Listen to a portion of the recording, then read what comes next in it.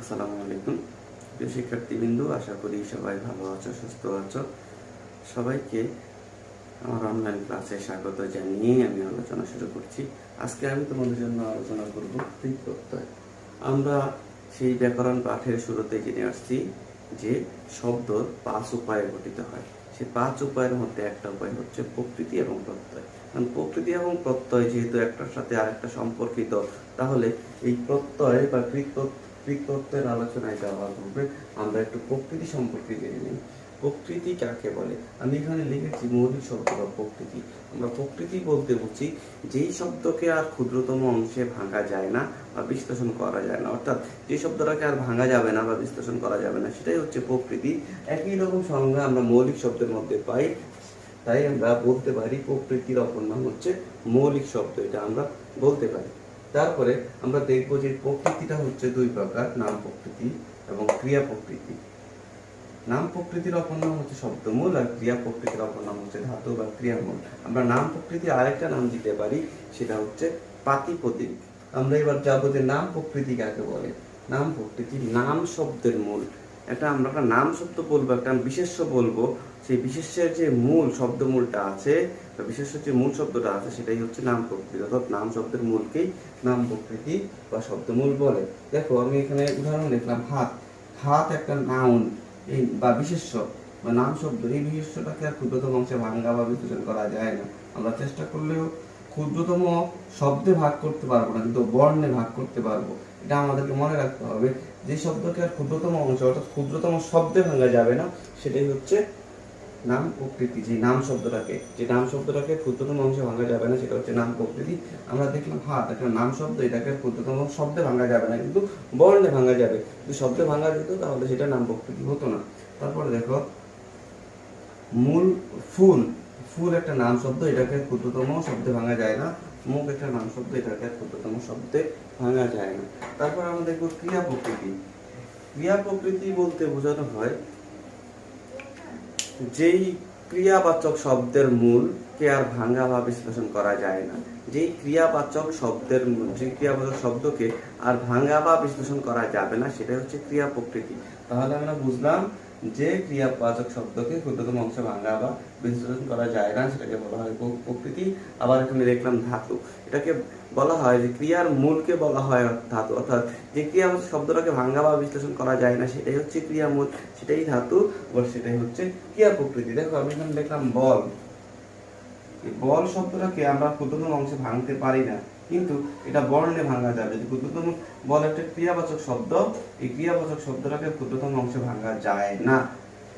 ভাঙা না যাওয়ার কারণে এটা ক্রিয়া প্রকৃতি। তারপরে দেখো কর, যা, খা, একই রকম ভাবে এরকম যত ক্রিয়াবাচক শব্দ আমরা পাবো, যদি সেই ক্রিয়াবাচক শব্দগুলোকে ভাঙা বা বিশ্লেষণ করা না যায়, তাহলে সেগুলো হবে ক্রিয়া প্রকৃতি বা ধাতু বা ক্রিয়া মূল। আমরা প্রকৃতিটা জানলাম, যেহেতু প্রকৃতির সাথে প্রত্যয়ের সম্পর্ক আছে, আমরা এবার একটু প্রত্যয় সম্পর্কে জানি। প্রত্যয় কি? এখানে লিখলাম প্রত্যয়। প্রত্যয় বলতে বোঝায় প্রকৃতির শেষে যে অতিরিক্ত শব্দাংশ যুক্ত হয়ে নতুন অর্থবোধক শব্দ গঠন করে তাকে বলা হয় প্রত্যয়। আমি আবারও বলছি, প্রকৃতির পরে যে সকল শব্দাংশ যুক্ত হয়ে নতুন অর্থবোধক শব্দ গঠন করে তাকে বলা হবে প্রত্যয়। অর্থাৎ প্রকৃতির সাথে যে শব্দাংশটা যুক্ত হয়ে নতুন একটা শব্দ আমাকে দিবে এবং অর্থবোধক শব্দ আমাকে দিবে, সেটাই হচ্ছে প্রত্যয়।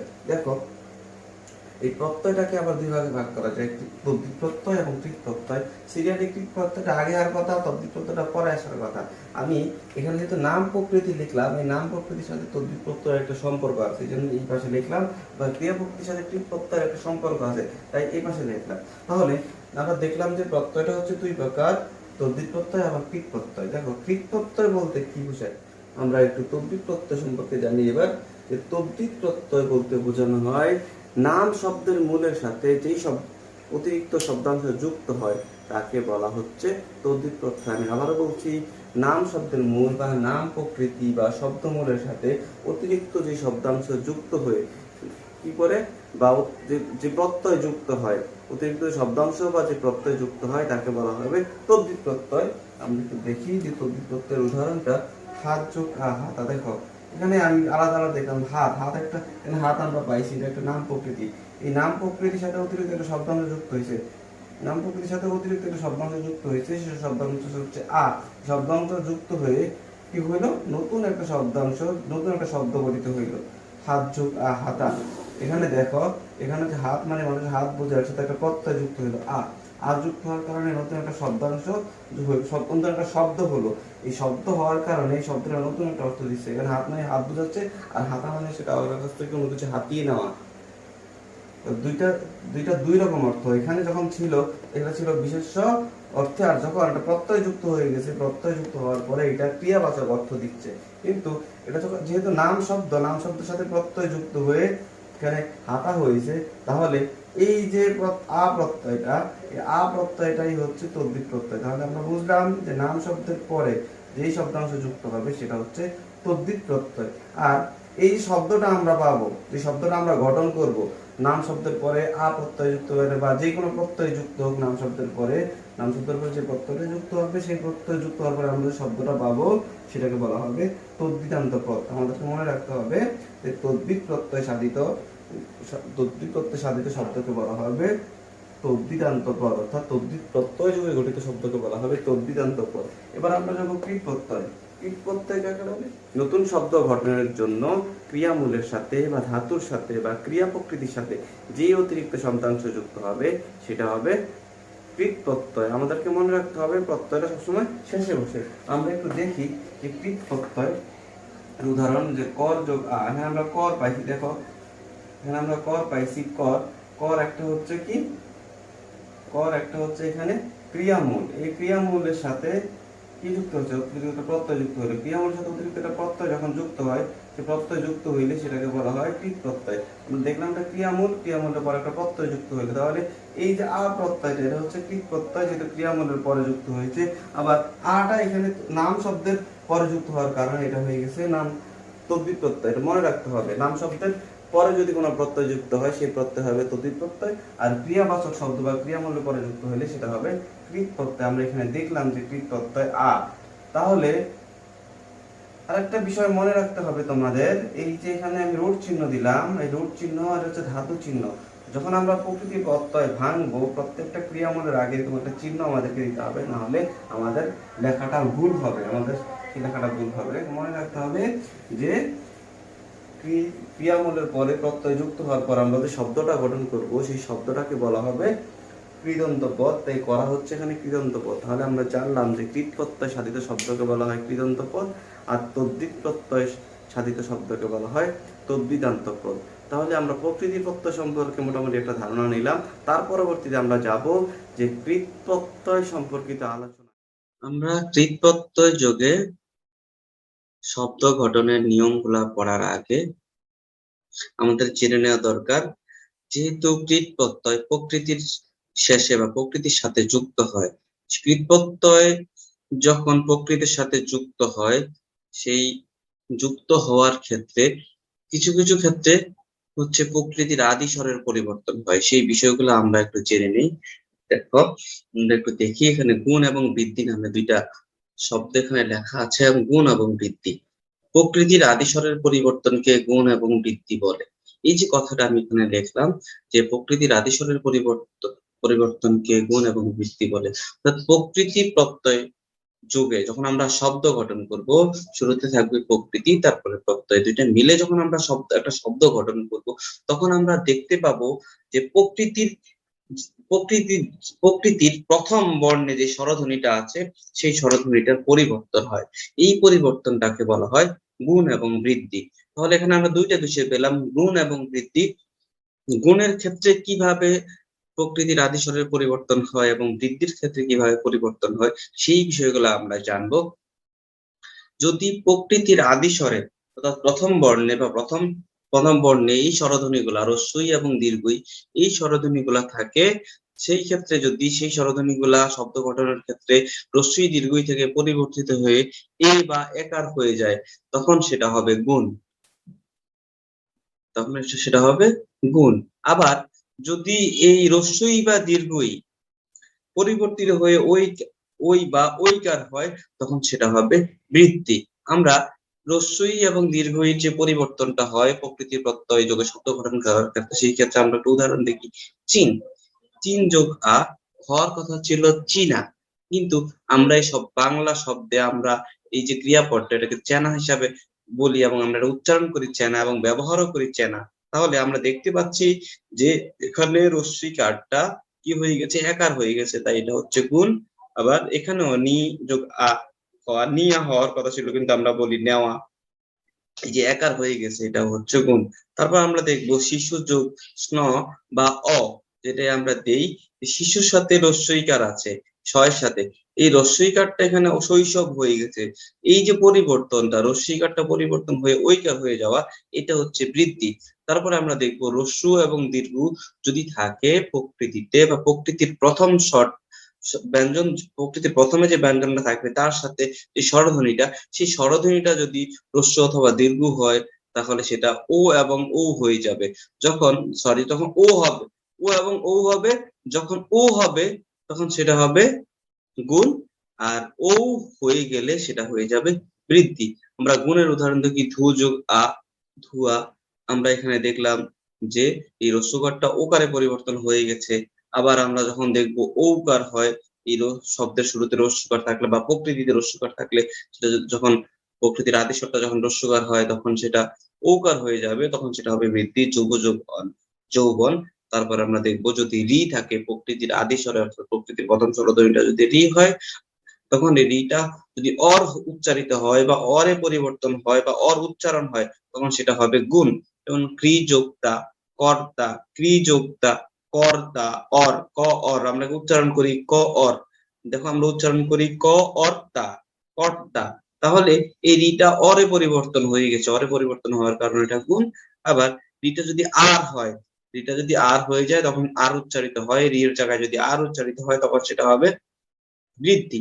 দেখো ক্রি যোগ জ্ঞান, এটা শব্দ গঠন করলে হয় কার্য, এটা নিয়ম আমরা দেখবো পরবর্তীতে। আমরা শুধু এইটুকু বুঝি গুণ এবং বৃদ্ধিটা এখন, যে এখানে ক্রি যোগ জ্ঞান কার্য, কা আর্য, কা আর, কা আর, কা আর, তারপরে কার্য। আমরা এই যে বিষয়টা দেখতে পাচ্ছি যে রি এর জায়গায় আর হচ্ছে, আর হয়ে এটা বৃদ্ধি হচ্ছে। তারপরে আমরা দেখবো এই স্বরেও, স্বরেও স্বরধ্বনিটা কোনো গুণের ক্ষেত্রে কোনো পরিবর্তন হয় না, কিন্তু বৃদ্ধির ক্ষেত্রে আমরা দেখি স্বরটা যখন আকার উচ্চারিত হবে তখন সেটা হয়ে যাবে বৃদ্ধি। তাহলে গুণের ক্ষেত্রে এটা কোনো পরিবর্তন নাই, কিন্তু স্বরটা যখন আকার হয়ে যাবে তখন সেটা হয়ে যায় বৃদ্ধি। পচ যোগ অক, পাচক।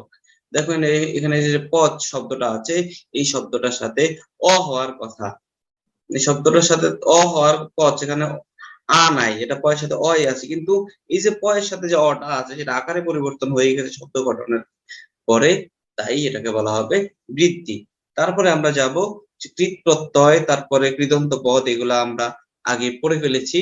তারপরে প্রকৃতি এবং প্রত্যয়ের উদাহরণ সেটাও আমরা পড়ে ফেলেছি। আমরা এবার সরাসরি নিয়মে যাব। কৃত প্রত্যয় যোগে বাংলা শব্দ গঠন, অর্থাৎ বাংলা এবং তৎসম দুইটা শব্দের গঠনই আমরা দেখব। আমরা এখানে যে বিষয়টা দেখতে পাচ্ছি যে কৃত প্রত্যয় যোগে শব্দ গঠন বাংলা, এখানে আমি যে নিয়মগুলা তোমাদের জন্য লিখেছি তোমরা বইতে দেখবা যে অনেকগুলা নিয়ম, অনেক বিশাল বিস্তারিত আলোচনা। আমি তোমাদের মানে শর্টকাটে খুব তাড়াতাড়ি বোঝানোর জন্য বা একই রকম বিশেষ্য বিশেষণ বা শব্দ, মানে একই জাতীয় শব্দ গঠন করার ক্ষেত্রে যে প্রত্যয়গুলা হয় সেই প্রত্যয়গুলাকে আমি একসাথে নিয়ে এসেছি, অর্থাৎ অনেক কয়েকটা নিয়মকে একটা নিয়মের মধ্যে ঢুকিয়ে ফেলেছি। তাহলে তোমাদের কি করতে হবে, তোমরা যখন নিয়মগুলা পড়বে এখানে নিয়মগুলোর সাথে মিলিয়ে, যে যখন যেই নিয়মটাতে দেখবা যে একাধিক নিয়ম অর্থাৎ একের অধিক নিয়ম আছে, সেখানে যতগুলো নিয়ম আছে এই নিয়মটা লেখার পরে তোমরা বই থেকে বের করে এই নিয়মের অন্তর্ভুক্ত যতগুলো উদাহরণ আছে সাথে সাথে লিখে তোমরা প্র্যাকটিস করবে। আমরা শুরুতেই দেখি কেবলমাত্র ভাব বাচ্যে অপ্রত্যয় হয়, অর্থাৎ ভাব বাচ্যের যে ক্রিয়াপদ হয় সেই ভাব বাচ্যে ক্রিয়াপদের ক্ষেত্রে আমরা দেখি যে অপ্রত্যয় যুক্ত হয়। কোথায় যুক্ত হয়? ভাব বাচ্যের ক্ষেত্রে, ভাব বাচ্য গঠনের ক্ষেত্রে প্রকৃতির শেষে অপ্রত্যয় হয়। আমরা এই ধরনের ক্রিয়াপদ গুলা অর্থাৎ ভাব বাচ্যের ক্রিয়াতে দেখতে পাবো, কিন্তু এখানে আমরা ভাব বাচ্য বের করতে পারবো না শব্দ থেকে। তাই আমাদের এই যে নিয়মটা আছে হুবহু মুখস্থ করতে হবে এবং উদাহরণগুলা প্র্যাকটিস করতে হবে। দেখো আধুনিক বাংলায় সর্বত্র অপ্রত্যয় হয় না, এটা সংস্কৃত শব্দের ক্ষেত্রে হয়, আধুনিক বাংলায় সর্বত্র হয় না, মাঝে মাঝে হয়। যেমন ধর যোগ অ, ধর, ধর, তারপরে জিত যোগ অ, জিত। এই যে এগুলো হচ্ছে ভাববাচ্যের ক্রিয়াপদ। আমরা যখন ভাববাচ্য পড়বো তখন আমরা এই ধরনের ক্রিয়াপদ সেখানে পাবো। তারপরে আমরা দেখবো কোন সময়ের অ এবং হ্রস্ব প্রযুক্ত কৃদন্ত শব্দের দ্বিত্ব হয়। আমরা একটু খেয়াল করি, কখনো কখনো কি হয়, যদি শব্দের সাথে অর্থাৎ প্রকৃতির সাথে অপ্রত্যয় অথবা উ প্রত্যয় যুক্ত হয়, এই অ এবং উ প্রত্যয় যুক্ত হওয়ার কারণে যেই শব্দটার সাথে যুক্ত হয় সেই শব্দটা দ্বিত্ব হয়। দেখো, শব্দের সাথে যদি অপ্রত্যয় যুক্ত হয়, যেই শব্দ বা যেই প্রকৃতির সাথে যুক্ত হবে সেই প্রকৃতিটা দ্বিত্ব হবে এই অ এর পরিবর্তে। তারপরে আমরা দেখবো যদি হ্রস্ব যুক্ত হয়, ঠিক একই রকম ভাবে এই হ্রস্বটা যুক্ত হয়ে কি হবে, এই যে প্রকৃতিটা থাকবে, যে শব্দটা গঠন হবে হ্রস্বটা একবার যুক্ত হয়ে সেই শব্দটা দ্বিত্ব হবে, দুইবার উচ্চারিত হবে। আমরা একটু দেখি উদাহরণে। পর যোগ অ, দেখো এখানে লেখা আছে পর যোগ অ, পর হওয়ার কথা, কিন্তু বলা আছে কোন কোন সময় দ্বিত্ব হয়, তাই পড়। তারপরে দেখো ডুব যোগ উ, ডুবু ডুবু, হ্রস্ব হওয়ার কারণে একবার হওয়ার কথা ছিল ডুবু, কিন্তু এটা দ্বিত্ব হবে, আমাদের মনে রাখতে হবে। এরকম হাতে গোনা কয়েকটা উদাহরণ তোমরা বইতে পাবে, এই উদাহরণগুলো মনে রাখলেই তোমাদের হবে। তারপরে আমরা দেখব ক্রিয়াবাচক বিশেষ্য গঠনে অন প্রত্যয় যুক্ত হয়। অর্থাৎ ক্রিয়াবাচক বিশেষ্য, যেই বিশেষ্য পদটা ক্রিয়ার ভাব প্রকাশ করবে, কাজ করা বুঝাবে, এরকম বিশেষ্য পদ যদি গঠিত হয়, তাহলে সেই বিশেষ্য পদ গঠনের ক্ষেত্রে আমরা অন প্রত্যয় যুক্ত করবো। অর্থাৎ অন প্রত্যয় যুগে ভাববাচক বিশেষ্য গঠন হয়। এই নিয়মগুলো কিন্তু হুবহু মনে রাখতে হবে, এই জন্য আমি তোমাদের জন্য এভাবে সিরিয়াল করে নিয়মগুলো এখানে উল্লেখ করে দিয়েছি। দেখো, ভাববাচ্য কিভাবে হচ্ছে, কাদ যোগ অন, কাঁদন, এটা একটা প্রকৃতির সাথে অন প্রত্যয় যুক্ত হয়ে কাঁদন। আমরা যদি কাঁদন ক্রিয়াপদটাকে দেখি, এই কাঁদন ক্রিয়াপদ এটা হচ্ছে বিশেষ্য পদ। কাঁদন মানে হচ্ছে কান্না করা বোঝাচ্ছে, এই কাঁদন দ্বারা কাজ করা বোঝাচ্ছে, অর্থাৎ ক্রিয়াবাচক বিশেষ্য এটা। এই বিশেষ্য পদটা ক্রিয়ার ভাব প্রকাশ করতেছে, তাই এটাকে বলা হচ্ছে ক্রিয়াবাচক বিশেষ্য। এই ক্রিয়াবাচক বিশেষ্যের ক্ষেত্রে আমরা যদি অন প্রত্যয়টা দেখবো, সেটা হচ্ছে ক্রিয়াবাচক বিশিষ্ট ঘটনা অন প্রত্যয়। তারপর আমরা দেখবো যে এই রূপ ক্রিয়াবাচক বিশেষ্য আরো কিছু বিশেষ্য দেখবো, নাচন, বাড়ন, ঝুলন, দোলন, এই ধরনের শব্দ যখন আমরা দেখবো আমাদের মনে রাখতে হবে এটার সাথে অন প্রত্যয় যুক্ত হয়েছে। তারপরে আমরা দেখবো বিশেষণ গঠনে অন্ত, ইয়া বা ইয়ে, উয়া বা ও এবং তা প্রত্যয় কয়টা, অক্ত প্রত্যয়, ইয়া বা ইয়ে দুইটা, তারপরে উয়া বা ও অথবা তা প্রত্যয়, এই এখানে তিনটা প্রত্যয়ের আমি দেখলাম যে তিনটা প্রত্যয় যুক্ত হয় কি গঠনে, শুধুমাত্র বিশেষণ গঠনের ক্ষেত্রে তিনটা প্রত্যয় যুক্ত হয়। যেমন উড়ন্ত, উড় যোগ অন্ত, উড়ন্ত। দেখো অন্ত প্রত্যয়, উড়ন্ত এটা একটা বিশেষণ, মানে একটা একটা পাখির অবস্থা, একটা বিমানের অবস্থা, একটা মানুষের অবস্থা, একটা বস্তুর অবস্থা বোঝাচ্ছে, অর্থাৎ বস্তুর দোষ গুণ অবস্থা প্রকাশ করতেছে, তাই এটা হচ্ছে বিশেষণ উড়ন্ত। আর এই বিশেষণ গঠনে অন্ত প্রত্যয় যুক্ত হয়, অর্থাৎ অন্ত প্রত্যয় যুগে যে শব্দটা গঠিত হবে সেটা বিশেষণ হবে, এটা আমাদেরকে মনে রাখতে হবে। তারপরে মর যোগ ইয়া বা ইয়ে, অর্থাৎ যে কোনো একটা যোগ করতে পারবো, মর যোগ ইয়া বা ইয়ে, মরিয়ে বা মরিয়া, অর্থাৎ মরার মতো অবস্থা, একটা বিশেষণ, একটা মানুষের কেমন অবস্থা, মরার মতো অবস্থা বোঝাচ্ছে, এরকম বোঝাতে শব্দটা বিশেষণ হয়। আর এই ধরনের শব্দের শেষে আমরা দেখবো ইয়া বা ইয়া প্রত্যয় যোগে এই শব্দটা গঠিত। তারপরে দেখো পর যোগ উয়া, পড়ুয়া, এই যে উয়া প্রত্যয়, উয়া বা ও, এই যে পর যোগ উয়া, পড়ুয়া হয় শব্দটা, পড়ুয়া সাধু ভাষায় হয়, আবার এটাকে চলিত ভাষায় দিয়ে গেলে পড়ো। তার মানে আমরা দেখলাম যে পড়ুয়া, তো পড়ুয়া যদি বলা হয় পড়ুয়া ছেলে, অর্থাৎ একটা একটা ছেলের বা একটা মানুষের দোষ গুণ অবস্থা প্রকাশ করতেছে, মানে এটা বিশেষণ। পড়ো মানে সে পড়ার, মানে পড়ো বলতেও এখানে কি বোঝাচ্ছে, কাউকে আদেশ করা বোঝাচ্ছে। তাহলে আমরা এটা দেখলাম যে এটা বিশেষণও ঘটে, আবার ক্রিয়াপদও বোঝায়, দুইটাই বোঝায়, উয়া প্রত্যয় বা ও প্রত্যয় যোগে গঠিত হলে। তারপর আমরা দেখবো তা প্রত্যয় যোগে একটি উদাহরণ, বহযোগতা, বহতা। এই যে এখানে দেখলাম বহযোগ দা, বহতা, নদীর বহতা, নদীটা কিরকম, নদীর বহতা দেখে আমি মুগ্ধ, অর্থাৎ এই যে নদীর বয়ে চলা, এই যে একটা নদীর অবস্থা প্রকাশ করতেছে বহতা শব্দ দ্বারা, যেরকম বলা হয়, তাহলে এটা একটা বিশেষণ হিসেবে কাজ করে। আর এই বিশেষণ গঠনে অন্ত প্রত্যয়, তারপরে হচ্ছে ইয়া বা ইয়ে প্রত্যয়, উয়া বা ও প্রত্যয়, তা প্রত্যয় ইত্যাদি প্রকৃতির শেষে যুক্ত হয়। তারপরে আমরা দেখব বিশেষ্য এবং বিশেষণ, অর্থাৎ এই দুইটা গঠনে, বিশেষ্য গঠনেও আ প্রত্যয়, আবার বিশেষণ ঘটনেও আ ও তি প্রত্যয়, অর্থাৎ বিশেষ্য এবং বিশেষণ ঘটনে আ প্রত্যয়, উ প্রত্যয়, তি প্রত্যয়, এই প্রত্যয়গুলা ব্যবহার হয়। দেখো পর যোগ আ, পড়া, তারপর ডাক যোগ উ, ডাকু, এই যে পড়া, এটা দ্বারা কি বোঝাচ্ছে? পড়া একটা বিশেষ্য পদ, পড়া কাজও বোঝায় আবার বিশেষ্য বোঝায়। তারপরে দেখো ডাক যোগ উ, ডাকু, এটা ডাক, লোকটা কিরকম? ডাকু, এটা বিশেষণ বোঝাচ্ছে। তারপরে বাড়তি, বার যুক্তি, বাড়তি, কাঠ যুক্তি, কাটতি, এই যে বাড়তি কাটতি, এগুলো বিশেষণ হিসেবে ব্যবহার করা হচ্ছে। তাহলে আমরা বুঝলাম যে বিশেষ্য এবং বিশেষণ গঠনে আ ও তি, এই প্রত্যয়গুলা, এই তিনটা প্রত্যয় যুক্ত হয়। আমাদেরকে বইতে যে উদাহরণগুলো আছে, প্রত্যেকটার অনেকগুলো উদাহরণ আছে, যে উদাহরণগুলো ধরে ধরে, প্রত্যেকটা নিয়মের সাথে উদাহরণগুলো ধরে ধরে আমাদেরকে প্র্যাকটিস করতে হবে। যে বিশেষ্য গঠনে আন প্রত্যয় যুক্ত হয়, সে আন প্রত্যয়টা উচ্চারণ হয় আনো। তারপর হচ্ছে আনি প্রত্যয় যুক্ত হয়, তারপরে ই প্রত্যয় যুক্ত হয়, না প্রত্যয় যুক্ত হয়। তাহলে আমরা একটু উদাহরণগুলো প্র্যাকটিস করি। চাল যোগ আন, এই যে আন প্রত্যয় যুক্ত করে চাল যোগ আনো, এটাকে আন প্রত্যয়টা হয়ে যায় চালানো। আবার এটাকে চালানো, চালান ও ব্যবহার করা যায়, দুইটাই আমরা ব্যবহার করতে পারবো। তবে আন প্রত্যয় যুক্ত করে আনো, আনো কিবোর্ড যুক্ত হলে সেটা আনো হতে পারে। এই জন্য আমি এখানে ব্র্যাকেট একটা লিখে দিলাম। তারপরে দেখো আনি প্রত্যয়, জান যোগ আনি, জানানি, ভিজ যোগ ভাত যোগ ই, ভাজি, রাত যোগ না, রান্না, এই প্রত্যেকটা শব্দই হচ্ছে বিশেষ্য এখানে। তাই বিশেষ্য গঠনে এই প্রত্যয়গুলো যুক্ত হয়, আমরা জানলাম।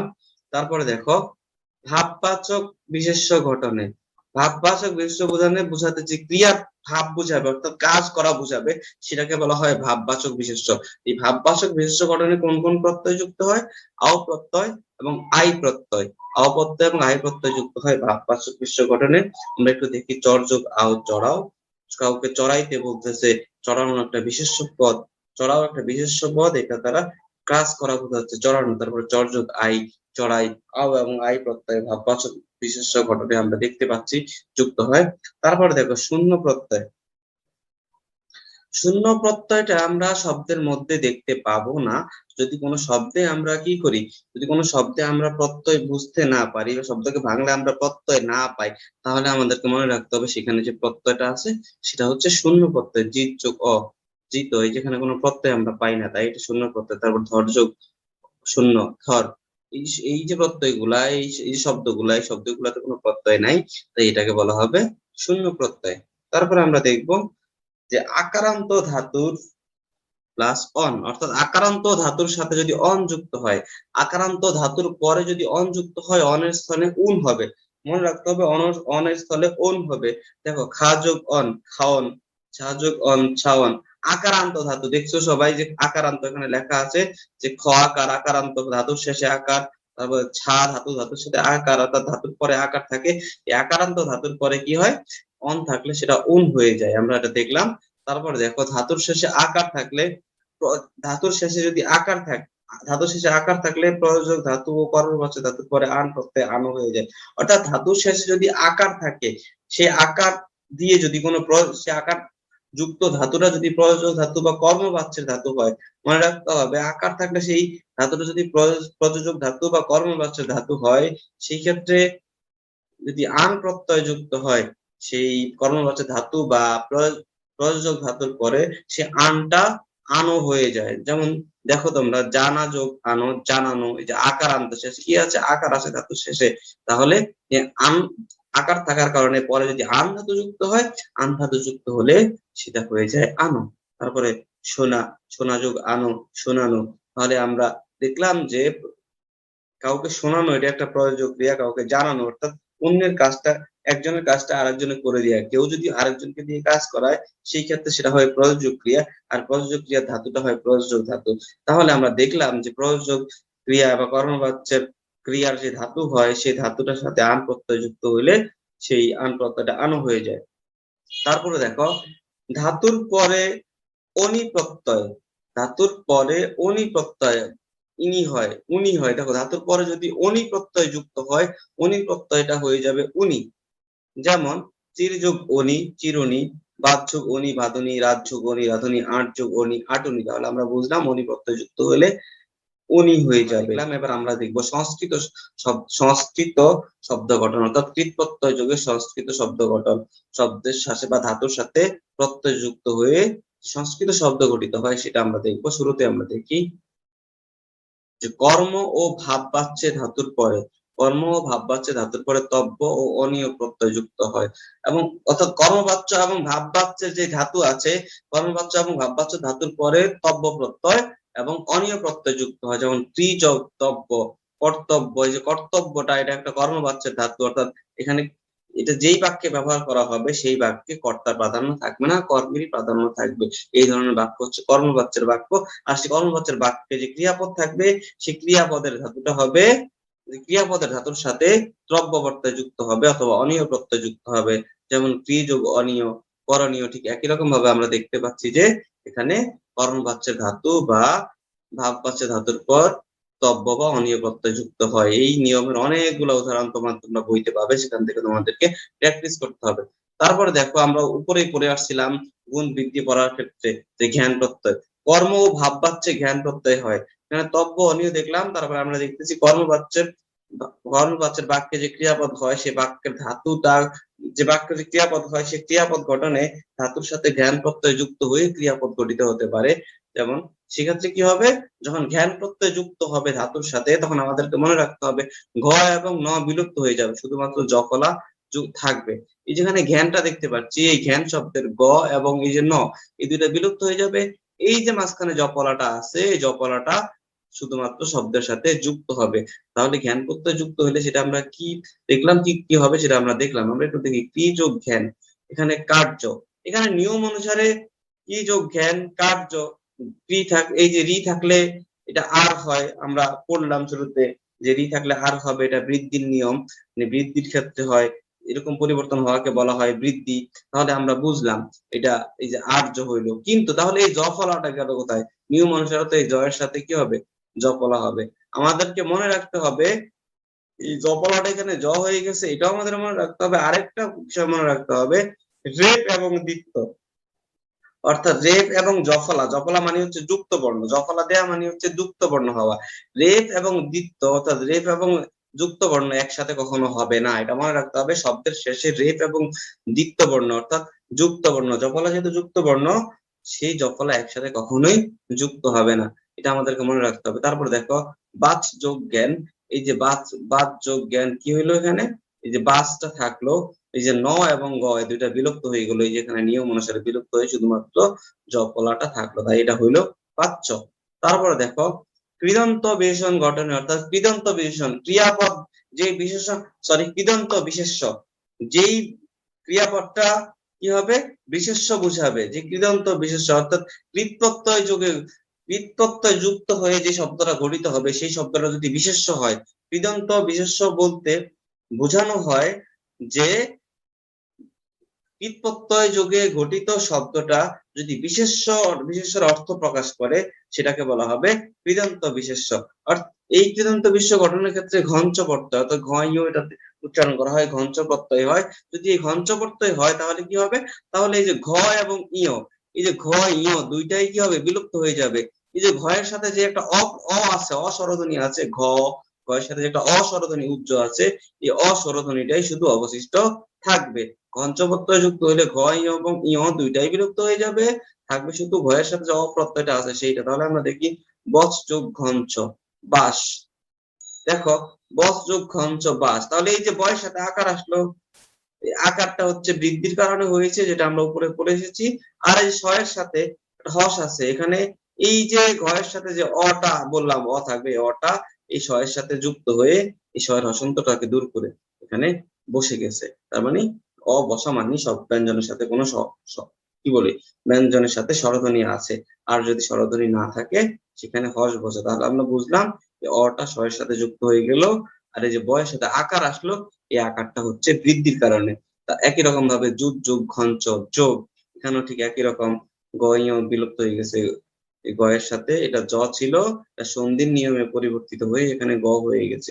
যুগ যোগ ঘঞ্চ যোগ, তারপরে কুদ যোগ ঘঞ্চ ক্রোধ, এখানেও দেখলাম আমরা এই যে রস্যকারটা ওকার হয়ে যাওয়া, রস্যকার ওকার হবে কখন, গুণ হলে ওকার হবে। আর গয় এবং ইউ থেকে দুইটা বিলুপ্ত হয়ে গয়ের অটা এখানে যুক্ত হয়ে গেল ক্রোধ। তারপরে দেখো কর্ম এবং ভাব বাচ্চে উচিত অর্থে ঝ প্রত্যয় হয়।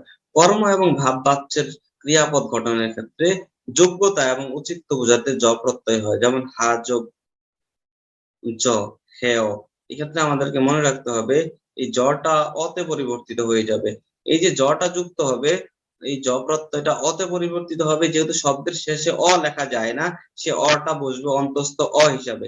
আমাদেরকে মনে রাখতে হবে যে কর্ম এবং ভাব বাচ্যের যোগ্যতা বা উচিত, কোনো কাজ করা উচিত বুঝাতে যে ক্রিয়াপদ হয় বা যোগ্যতা বুঝাতে যে ক্রিয়াপদ হয়, সেখানে সেই ক্রিয়াপদটা হচ্ছে প্রকৃতির সাথে জ প্রত্যয় যুক্ত হয়ে গঠিত হয়, এবং সে জটা কি হয়ে যায়, জটা অন্তস্থ স্বরেয়তে পরিবর্তন হয়ে যায়, আর শব্দের শেষে স্বরেয় লেখা যায় না, তাই সেই স্বরেয়র জায়গায় অন্তস্থ অ লিখতে হয়। তাহলে যা যোগ জ হেয়। তারপর আমরা দেখব অনট প্রত্যয়। অনট প্রত্যয় যদি প্রকৃতির সাথে যুক্ত হয় বা ক্রিয়ামূলের সাথে যুক্ত হয়, তাহলে অনটের টটা বিলুপ্ত হয়ে যায়, অ এবং ন থাকে, অন থাকে। আমরা দেখি নি যোগ অনট, নি যোগ অনট। তাহলে আমরা দেখলাম যে নি যোগ অনটে আমরা এখানে এই যে নি এর জায়গায় নে হয়ে গেছে, সেটা আমরা জানি গুণের কারণে, আর এই যে অনটটা হয়ে গেছে অন, তাহলে নি যোগ অনট হবে নয়ন। তারপরে ভোজ যোগ অনট ভোজন, এই যে টটা বিলুপ্ত হয়ে যাবে, অন থাকবে। তারপরে আমরা দেখি,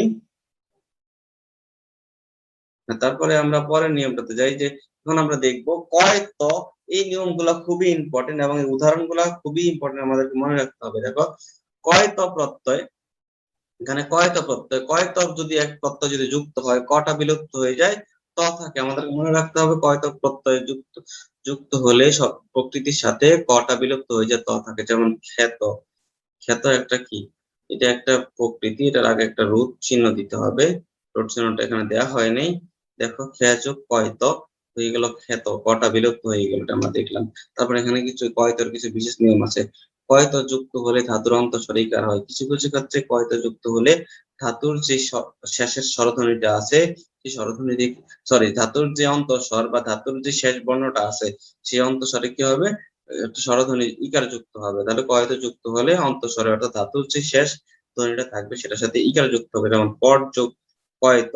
তাহলে ক বিলুপ্ত হবে, আমরা শুরুতেই জানছি ক বিলুপ্ত হইলো এই যে ধাতুর শেষ বর্ণ কোনটা, ঠ, এই ঠ এর সাথে রস্বইকার যুক্ত হয়ে গেল, তাহলে কয়ত বিলুপ্ত হইলো। আবার এখানে নিয়ম অনুসারে রস্বইকার যুক্ত হলো, পট যোগ কয়ত পঠিত, লিখ যোগ কয়ত লিখিত, চল যোগ কয়ত চলিত। তারপরে আমরা দেখবো যে কয়ত প্রত্যয় যুক্ত হলে ধাতুর শেষে চ এবং জ থাকলে তা ক হয়।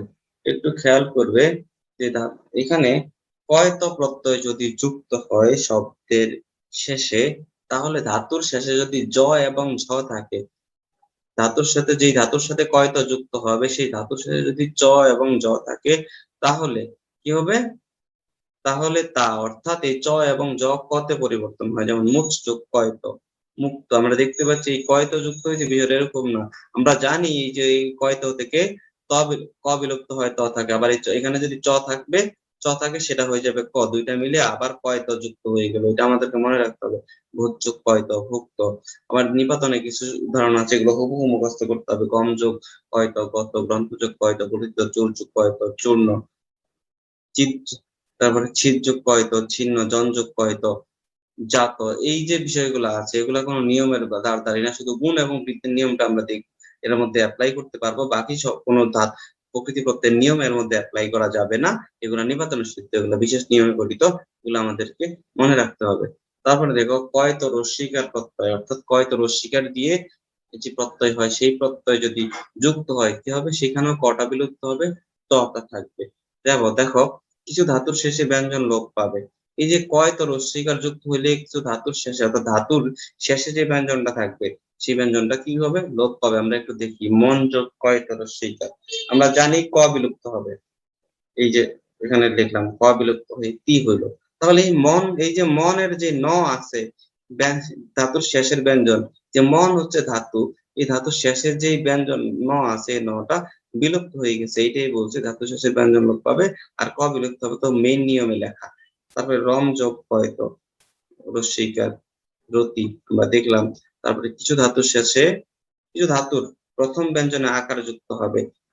এই কয়তো যদি যুক্ত হয় ধাতুর সাথে বা প্রকৃতির সাথে, আমরা দেখবো যে কিছু ধাতুর ব্যঞ্জন প্রথম যে ব্যঞ্জনটা থাকবে সেই ব্যঞ্জনের সাথে একটা আকার যুক্ত হবে, অতিরিক্ত আকার।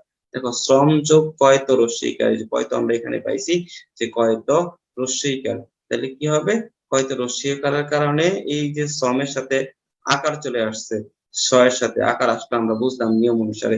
তাহলে এখানে ন আসলো থেকে, এখানে কয়তো আছে, কয়তো থেকে ত বিলুপ্ত হবে, তাহলে এখানে ন আসলো থেকে, এখানে ম বিলুপ্ত হওয়ার কথা। কিন্তু আগেরটাতে আমরা ম বিলুপ্ত হওয়ার কথা বলছি, কিন্তু এটাতে ম বিলুপ্ত হওয়ার বিষয় না। এটা সন্ধির নিয়ম অনুসারে কি হয়, ময়ের পরে যদি কোনো বর্গীয় বর্ণ থাকে, ময়ের পরে বর্গীয় বর্ণ কি আছে, বর্গীয় বর্ণ বলতে অঘস্বল্পমান ধ্বনি ত আছে, অঘস্বল্পমান ত যদি থাকে, তাহলে এই যে মটা থাকবে, এই সন্ধির নিয়ম অনুসারে এই মটা পরিবর্তিত হয়ে একই বর্ণীয়, অর্থাৎ যে বর্ণটা পরে থাকবে একই বর্গীয় সেই দন্তধ্বনি হবে। আমাদেরকে মনে রাখতে হবে এই যে মটা নয়ে পরিবর্তন হয়েছে, এটা সন্ধির নিয়ম হয়েছে। তারপরে দেখো সমযোগ, কয়তো, শান্তি, একই রকম ভাবে এখানেও মটা সন্ধির নিয়মে পরিবর্তিত হয়ে ন হয়ে গেছে। আর এই প্রকৃতিবর্তনের নিয়ম অনুযায়ী ত এখানে রয়ে গেছে। আর এখানে এই যে 2 নম্বর নিয়ম আকার যুক্ত হয়েছে, সমযোগ, কয়তো, শান্তি। তারপরে দেখো ধাতুর শেষে চ ও জ থাকলে তা ক হয়ে যায়। যদি আরেকটা নিয়ম আমরা দেখলাম, কিছু কিছু প্রকৃতি বা ধাতুর শেষে চ এবং জ থাকে, তা কতে পরিবর্তন হয়ে যায়। যেটা আমরা এই যে এখানে দেখলাম, এই যে এই উপরে দেখলাম, এটাই এখানে আবার বলতেছে কয় তোর ধাতুর শেষে যদি চ জ থাকে, তাহলে তারপরে যদি কয় ত রস্যইকার যুক্ত হয়, তাহলে সেটা কি হয়ে যায়, সেটা কতে পরিবর্তন হয়ে যায়। দেখো বচ যোগ কয়ত রস্যই, উক্তি, এখানে এই যে কয়ত শব্দটা আছে, এই কয়ত থেকে ত ক বিলুপ্ত হইলো, আর চয়ের জায়গায় ক হইলো, সে যুক্ত হয়ে এখানে হইলো উক্তি। মুচ যোগ কয়ত রস্যইকার মুক্তি, ভজ যোগ কয়ত রস্যই ভুক্তি। তারপর নিপাতনের সিদ্ধ কিছু উদাহরণ আছে, এখানে বজ যোগ উক্তি। এখানে নিপাতন সিদ্ধটা শুধুমাত্র এখানে উক্তি বোঝানোর ক্ষেত্রে শুধুমাত্র এই পরিবর্তনের জন্য এখানে এটা ব্যবহার করা হয়েছে, মূলত এটা নিপাতন সিদ্ধ। কারণ বচ যোগ কয়ত রস্যই উক্তি, বটা কিভাবে রস্যই হলো এটা নিয়মের মধ্যে পড়েন, নিয়ে সে নিয়মটা আমরা জানতেও পারি না, কিন্তু আমাদের এটা মুখস্থ করে নিতে হবে। বই যোগ কয়ত রস্যই গীতি, ছিদ যোগ কয়ত রস্যই সিদ্ধি। দেখো এখানে যে সিদ্ধি, এই যে পরিবর্তনটা, সিদ্ধি থেকে সিদ্ধি হওয়ার কথা, সিদ্ধি, সিদ্ধ কয়ত রস্যই সিদ্ধি, এই যে পরিবর্তন, সিদ্ধ দয়ের সাথে কয়তে যুক্ত হওয়ার কারণে এটা সন্ধির নিয়মে পরিবর্তিত হয়ে সিদ্ধি হয়েছে।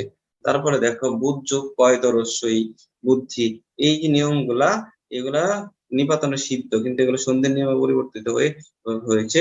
এইরকম পরিবর্তন হয়েছে যে কয়তটা ক এবং ক দুইটাই এখান থেকে বাদ দিয়ে নতুন একটা বর্ণ এখানে যুক্ত হয়ে যায়। আমাদের এই নিয়মগুলা না চিন্তা করে আমাদেরকে নিপাতন সিদ্ধের ক্ষেত্রে এগুলো মুখস্থ করে ফেলতে হবে। তারপরে আমরা দেখবো ত্রিশ প্রত্যয়। ত্রিশ প্রত্যয় যদি প্রকৃতির শেষে ত্রিশ প্রত্যয় যুক্ত হয়, তাহলে আমরা কি করব, প্রকৃতির শেষে ত্রিশ প্রত্যয় যুক্ত হলে চ বিলুপ্ত হয় এবং ত্রি থাকে, এই ত্রি এর স্থলে আবার তা হবে। দেখো প্রকৃতির শেষে ত্রিশ যদি ত্রিশ প্রত্যয় যুক্ত হয়, চটা বিলুপ্ত হয়ে যাবে প্রথমে, তারপরে থাকবে ত্রি, এই ত্রিটা ত্রি এর স্থলে আবার তা হবে। তার মানে এই ত্রিশ প্রত্যয় থাকলে ত্রিশ প্রত্যয়ের জায়গায় তা হবে। আমরা সোজাভাবে বলি যে প্রকৃতির শেষে ত্রিশ প্রত্যয় যুক্ত হলে ত্রিশ প্রত্যয়ের জায়গায় তা হবে। দেখো দা যোগ ত্রিশ দাতা, মা যোগ ত্রিশ মাতা, পি যোগ ত্রিশ ক্রেতা, নিজ। আচ্ছা, তারপরে এটা হচ্ছে নক প্রত্যয়। নক প্রত্যয় যদি যুক্ত হয়, তাহলে নক প্রত্যয় যুক্ত হলে কি হবে, ন বিলুপ্ত হয়ে সেখানে অক থাকবে, যে নয়ের সাথে একটা অ আছে, সেই অ তারপরে ক, নক প্রত্যয় যুক্ত হইলে অক থাকবে। পাঠ যোগ পট যোগ নক, পাঠক, নি যোগ নক, নায়ক, এই যে নই যোগ অক, নায়ক লিখলাম। যে নিটা কি হচ্ছে, বৃদ্ধির কারণে পরিবর্তন করে ওই হচ্ছে। আবার এই যে নকটা এখানে অক, এই নিয়মটা হচ্ছে সন্ধির নিয়মে সন্ধির মতো করে পরিবর্তন হয়ে যাচ্ছে গুণ এবং বৃদ্ধির মধ্য দিয়ে। তারপরে দেখো প্রযোজক ধাতুর শেষে যদি ইকার থাকে, প্রযোজক ধাতুর শেষে ইকার থাকলে ইকার লোপ পাবে। কখন লোপ, কোন ক্ষেত্রে নিয়মটা, এই যে যদি প্রকৃতির সাথে নক প্রত্যয় যুক্ত হয়, আর সেই যেই প্রকৃতি বা ধাতুর শেষে নক প্রত্যয় যুক্ত হবে, সেই প্রকৃতি বা ধাতুর শেষে যদি ইকার থাকে, তাহলে সেই ইকারটা কি হবে, প্রযোজক ধাতুর ইকার, প্রযোজক ধাতু হয়, এবং সেই প্রযোজক ধাতুর সাথে যদি ইকার থাকে সেই ইকারটা লোপ পাবে। পুঁজি, পুঁজি মানে হচ্ছে নিজন্ত ধাতু, নিজে যেটা খাটাই সেটা হচ্ছে পুঁজি।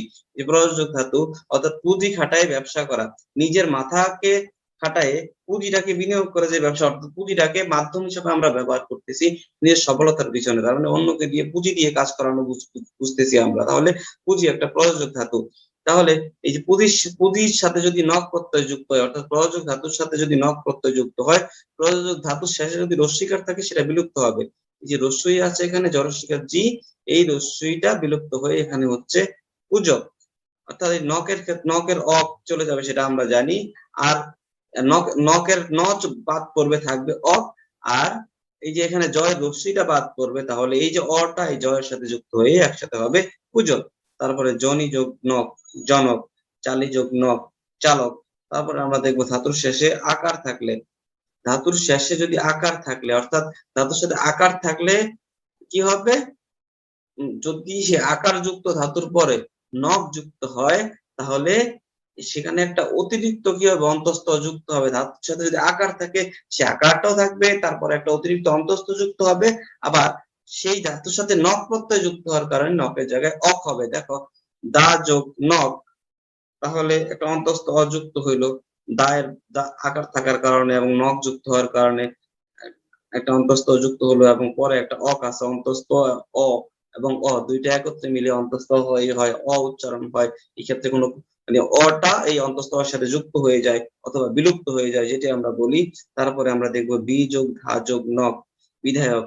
দেখো এখানে বি একটা উপসর্গ, এই জন্য এখানে মাঝখান দিয়ে একটা টান দিয়ে দিচ্ছি, মাইনাস চিহ্ন বা হাইপেন।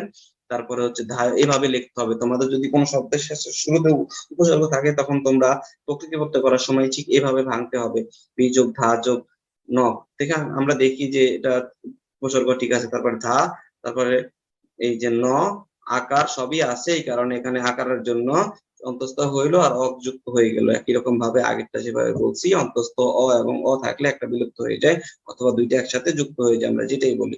তারপরে দেখো নিন প্রত্যয়, নিন প্রত্যয় যদি শব্দের বা প্রকৃতির শেষে যুক্ত হয় বা শব্দমূল বা ক্রিয়ামূলের শেষে যুক্ত হয়, সেক্ষেত্রে আমরা দেখবো নটা বিলুপ্ত হয়ে যায়। ন বিলুপ্ত হওয়ার পরে থাকে শুধু ইন, আর ইনের স্থলে কি হবে, ই হবে। অর্থাৎ নিন প্রত্যয় যদি কোনো শব্দ বা প্রকৃতির সাথে, অর্থাৎ শব্দমূল ক্রিয়ামূল বা প্রকৃতি ধাতু যেটাই বলি, এর পরে যদি নিন প্রত্যয় যুক্ত হয়, নিনের স্থলে হবে ই। এটা আমাদেরকে মনে রাখতে হবে, দীর্ঘ ই হবে নিনের স্থলে। দেখো গ্রহযোগ নিন গ্রাহী, ক্রি যোগ নিন কারি, তারপরে পা যোগ নিন পাই, তারপরে সত্য যোগ, এই যে সত্য এটা একটা উপসর্গ যোগে গঠিত শব্দ, সত্য যোগ বাদ যোগ নিন, এই যে বাদ যোগ নিন, নিন বাদী হয়ে গেছে, ইকার হয়েছে। তারপরে আত্ম যোগ হন যোগ নিন, আত্ম একটা শব্দ, তারপরে হন হচ্ছে একটা, আত্ম মানে হচ্ছে নিজ বা নিজবাচক শব্দ, এটা কোনো ক্রিয়াপদ না। তারপরে হন একটা ক্রিয়ামূল বা ধাতু, হনের পরে নিন যুক্ত হয়ে গেছে, তাই এটা হয়ে গেছে ঘাতি। দেখো এখানে মনে রাখতে হবে এই যে আত্মঘাতীটা হন ধাতুর ক্ষেত্রে কি হবে, হন ধাতুর ক্ষেত্রে যদি হন ধাতু থাকে শব্দে, সে হন ধাতুর সাথে নিন প্রত্যয় যুক্ত হয়ে গেলে সেটা হয়ে যাবে ঘাতি। আমাদেরকে মনে রাখতে হবে আমরা যেখানে ঘাতি শব্দ দেখব সেখানে মনে রাখতে হবে সেখানে হন এবং নিন প্রত্যয় যোগে ঘাতি হয়েছে। আমাদেরকে মনে রাখতে হবে যেখানে আমরা ঘাতি শব্দ দেখবো, ঘাতি শব্দটা পাবো, এই শব্দটা পাবো, সেখানে মনে রাখতে হবে হন এবং নিন যুক্ত হয়ে ঘাতি শব্দটা গঠিত হয়ে গেছে। একটা প্রত্যয় আর একটা প্রকৃতি, হন প্রকৃতি এবং নিন প্রত্যয় যুগে ঘাতি শব্দ হয়ে গেছে। ধাতুর শেষে অল প্রত্যয় যুক্ত হলে, যদি অল প্রত্যয় যুক্ত হয় সেখানে লটা বিলুপ্ত হয়ে যাবে, লটা বিলুপ্ত হয়ে থাকবে শুধু অ। এটা একটু কারেকশন করে নিবে, অ থাকবে। অ থাকলে কি হবে, এই যে অ থাকবে, অ এর স্থলে আবার অন্তস্থ হবে, অর্থাৎ অটা অন্তস্থ হতে পরিবর্তিত হয়ে যাবে। দেখো জি যোগ অল, লটা বিলুপ্ত হয়ে গেলে হবে জিও, আবার এই অটা অন্তস্থ হতে পরিবর্তিত হয়ে গেছে জয়। তারপরে দেখো বিন যোগ অল, বিন যোগ অল, এই যে এখানে দেখো অলটা, অলের জায়গায় ল বিলুপ্ত হয়ে থাকবে অ, এই অটা আবার অন্তস্থ হতে পরিবর্তন হয়ে গেছে। একই রকম ভাবে কিউ যোগ অল ক্ষয়, নিজ যোগ অল নিচয়, তারপরে বিল যোগ অল বিলয়। ব্যতিক্রম একটা উদাহরণ আমাদেরকে মনে রাখতে হবে, হনের সাথে অল যুক্ত হইলে সেটা হবে বদ, মানে বদ শব্দটা গঠিত হবে হন এবং অল প্রত্যয়ে। যে হনের ক্ষেত্রে হন এবং নিন মিলে ঘাতি, আবার হন এবং অন মিলে বদ, এগুলো আমাদেরকে মনে রাখতে হবে, এগুলো এক্সেপশনাল বা ব্যতিক্রম। তারপরে আমরা দেখবো কৃদন্ত বিশেষণ গঠনে কতিপয় কৃৎ প্রত্যয়, অর্থাৎ কৃদন্ত বিশেষণ গঠিত হয়, অর্থাৎ কৃত প্রত্যয় যোগে যদি কোনো বিশেষণ গঠিত হয়, কৃত প্রত্যয় যোগে আমরা ক্রিয়াপদ গঠন করি, কিন্তু কৃত প্রত্যয় যোগে কতিপয় বিশেষণ গঠন করা হয়। সেই বিশেষণ গঠনগুলো হচ্ছে ইষ্ণু প্রত্যয় যোগে চল যোগ ইষ্ণু চলিষ্ণু, ক্ষয় যোগ ইষ্ণু ক্ষয়িষ্ণু, তারপরে বট যোগ ইষ্ণু বর্ধিষ্ণু, তারপরে তারপরে বর প্রত্যয় যোগে ইস যোগ বর ঈশ্বর, ভাস যোগ বর ভাস্বর, নর যোগ বর নশ্বর, র প্রত্যয় যোগে হীন যোগ স যোগ র হিংস্র, নম যোগ র নম্র। এই যে শব্দগুলো, প্রেজেন্টেশন গঠনে এই প্রত্যয়গুলো যুক্ত হয়। আমরা এবারে দেখবো সানস প্রত্যয়। প্রকৃতির শেষে সানস প্রত্যয় যুক্ত হলে তালব্যস্য এবং চ, এই যে সানস প্রত্যয়টা, এর মধ্যে যে তালব্যস্য আছে এবং শেষে যে চ আছে, এই তালব্যস্য এবং চ এই দুইটাই বিলুপ্ত হয়।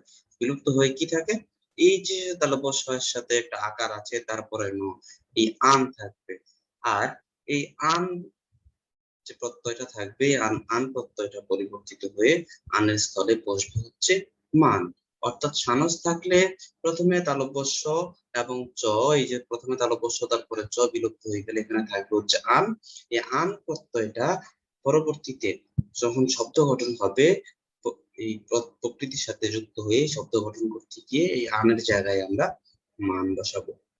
দেখো, দীপ যোগ সানস, এই সানস যুক্ত হওয়ার কারণে এই স এবং চ বিলুপ্ত হয়ে এখানে রয়েছে আন। আর আমরা যখন শব্দ গঠন করলাম তখন আমরা এই আনের জায়গায় মান বসালাম। দীপ যোগ সানস দীপ্যমান, চল যোগ সানস চলমান, বীজ যোগ সানস বর্ধমান। আমাদেরকে মনে রাখতে হবে যে সানস প্রত্যয় যুক্ত হলে স এবং চ দুইটা বিলুপ্ত হয়ে সেই শুধুমাত্র আন থাকবে। আবার সেই আনটা শব্দের মধ্যে পরিবর্তিত হয়ে মান বসবে।